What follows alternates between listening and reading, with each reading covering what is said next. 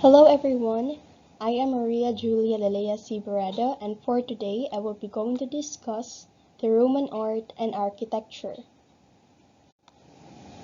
First is we have the Roman art. Like Greece, Rome had a lasting influence on the Western tradition of art.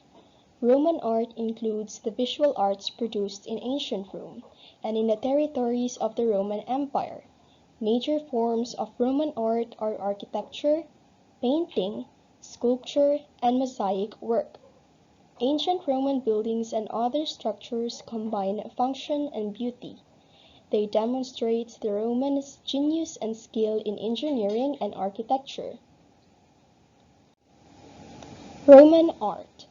Even though a large majority of Roman art was copied from the Greeks, they still made their own contributions of their own, from their differences in sculptures to their masterful feats in architecture. The first of many topics to be discussed in Roman art would be their influences on sculpture. A desire for lifelike portraits can be traced back to the earliest period in Rome's history. Many of the sculptors who worked in Rome came from Greece. These artists worked in the Greek tradition but adopted that tradition to meet Roman demand. It is very crucial in knowing the difference between Roman and Greek sculptures, so for the next two slides we are going to differentiate the Roman from Greek sculptures. First, we have the Roman sculpture. It was designed for private needs, wanted their sculpture to remind people of specific individuals, natural and lifelike, show personal character with facial features and expression, and often just sculpted the head and not the whole body.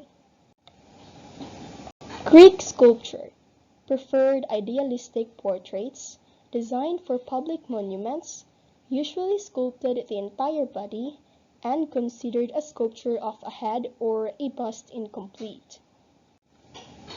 Now we will have the Roman murals. Wealthy Roman families lived in luxurious homes with baths, courtyards, and etc.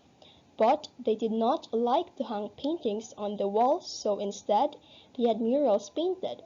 Murals are large pictures painted directly on the wall. All the murals were al frescos, which is when water-based pigments are applied directly to moist or wet plaster. Many of the murals included portraits, mythological themes, landscapes, cityscapes, and still life.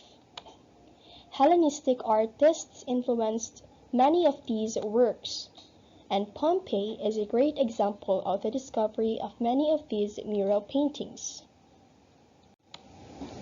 Now let us proceed to the Roman architecture. Roman architecture was unlike anything that came before it. The Persians, Greek, and Egyptians all have large grand buildings. However, these buildings were designed to be impressive from the outside, whereas Roman architecture was designed to be impressive inside and out. Due to discovery and experimentation of concrete, arches, domes, and vaulting, the interior of buildings could now be constructed in new ways. Roman architecture did continue the legacy left by ancient Greek architects that beauty can be mathematically determined through order, harmony, and symmetry. Roman architects are famed for their innovation with the new materials and construction methods created. New architectural structures included the basilica design, where it is used for political endeavors such as a justice system. It is a functional building made to hold large numbers of people. It was originally designed as a court of law and public meeting hall, and it was all part of a forum or public square. Rectangular walled structures flanked by side aisles set off by colonnades with a large raised platform. Triumphal arches, often built to honor a person or commemorate a certain event. After an important win in a battle or victory, generals and their troops would walk under the arch while thousands cheered them on. The Arch of Constantine is one of the most famous arches from this period. Aqueduct. Carry water and it was built for efficiency. Romans used the arch method for support and efficiency. Aqueduct was constructed of organic blocks without mortar or cement. It ranged from 10 to 60 miles long. One of the most famous aqueducts created by Romans is the Pont du Gard. And now we have the amphitheaters, used for gladiator combats, animal slaying and executions, and residential housing blocks.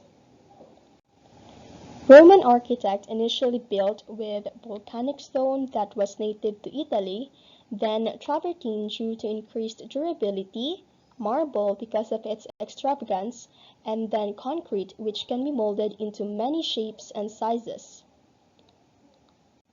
Some of the most famous ancient Roman architecture include the Colosseum,